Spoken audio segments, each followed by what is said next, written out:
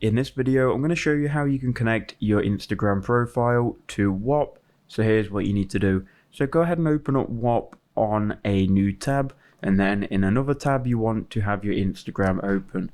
From here you can go ahead and go to Whop, make sure you're logged in, and go to the profile section here, which will be on the left. Once you've done that, you can then go to connected accounts, and from here you see all of the connected accounts. You probably have non-connected.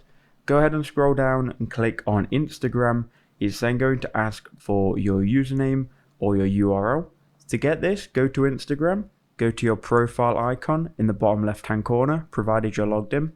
That will take you to your page. Here you can go ahead and click on the URL, copy it and paste in that URL here. That will be the unique URL to your page. Now, what we're going to ask for one more thing. You're going to need to copy this verification code, so click on this button. Then go to your page, click edit profile, and go ahead and paste in this code at the start of your bio and click submit. By doing that, you prove to Whop that it is actually your account. You can then click verify once this has been updated on your account. Whop are then going to verify it, as you can see here, and you can then go ahead and remove this straight away. Click submit, and there you go. You've now connected your Insta to Whop.